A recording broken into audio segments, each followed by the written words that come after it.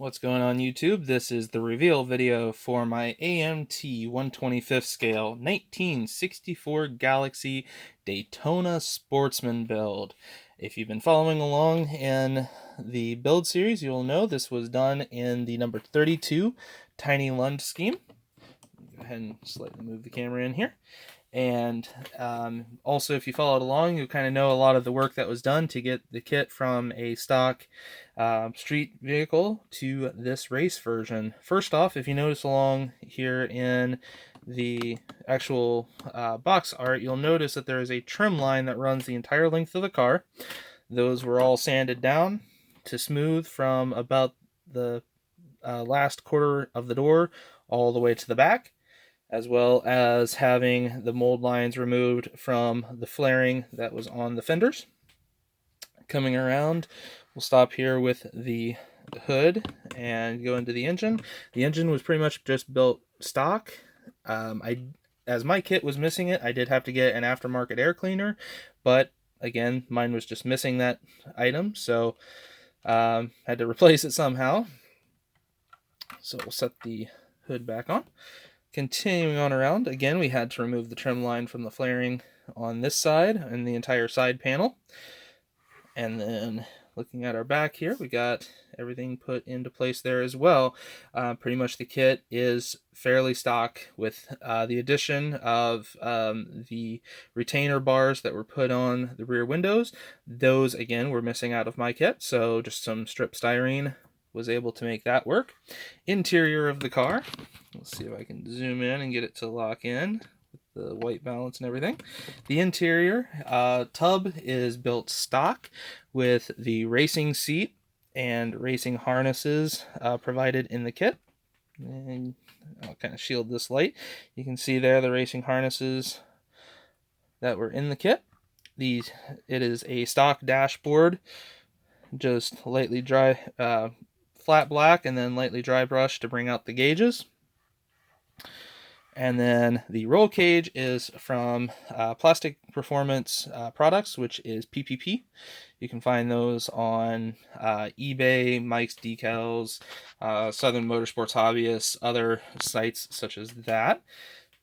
Coming to the wheels and tires, those again are PPP production, as well as the decals. They are Firestone tires with the Homeland & Moody 1960 to 64 rim set. So we then have, again, the decals that came from PPP primarily, with aftermarket power slide decals for some of the contingencies, as well as the pure decal here. Looking on the underside, take the hood off just so it doesn't go falling off on me. The underside was completely stripped down to remove out the wells for the seats that would have been on the original kit. So those are just plastic sheet styrene put into place, and they would have taken those tubs out and just welded flat steel panels in, as per some pictures that I had found on the internet. And then I ran just some pieces of styrene tube from the exhaust headers all the way back here to cut out the sidewalls. As you can see, this kit is a very old design in that it is actually held together with 4 screws. We also removed and cut out the factory exhaust. You can kind of see some of the original exhaust tubing that was deep inside of here that I just could not get to easily. And then outside of that, the underside is pretty stock, just some scratch building, as well as the tow hooks here on the front. These are custom made, as again my kit was missing those. You have a kit kicking around for 30-40 years, it will do that. The paints used in this primarily were Tamiya Testors gloss black to give it a base coat of black, and then I came over it with Gravity Colors Wimbledon white, which in the light that you're seeing it looks like a bright, brilliant white. However, it is an off-white to lightly cream color that was very popular in the time of this car racing, or this time period of NASCAR, other sorts of sportsman series, things like that. And then we used Vallejo black for some of the trim lines. The entire build series should have most of what I used paint-wise in that regard.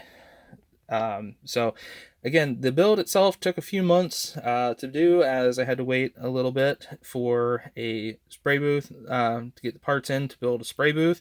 But once that was in place, this thing really progressed quickly, and I am very happy at how it turned out, with the exception of the gloss coat that I used. It is a great product. I love it, but I applied it incorrectly the first coat. And so there's a few marks that you may see in the glare and things like that, but overall I am very happy with the way this build turned out, and I hope you guys have enjoyed the entire build process as well. Definitely check out the build videos if you haven't seen them yet, as it will kind of go through the ups and downs of this build, showing you how I got things filled, filling in the openings, which was a lot of filler, a lot of time just sanding and making things right, especially here on the underside of the back, up in through these areas here. However, the way that it turned out in the end was great. The underside does have also a coating of Flory Models weathering wash on it. I use that through my airbrush to get that applied down in kind of a misty coat. That way I could control the exact look that I wanted it to be, and to get it kind of that used but not abused look on the underside. So again, hope you guys have enjoyed this series. It's been a real blast for me to do, and I'm looking forward to the upcoming builds that will be on the go here shortly. If you have any questions or comments, definitely post them down below. If you know anybody who would like this kind of content with the cars or military modeling, if you happen to like the style of videos that I do, definitely share, subscribe to the channel, and we'll have quite a few video builds coming up here within the next year or two. So for now, that is all for this build. Like I said, we'll be getting a display case for it and getting it put up on my shelf. So hope you guys have enjoyed it. Have a wonderful rest of your day, evening, night, whatever the case might be, and I'll see you later.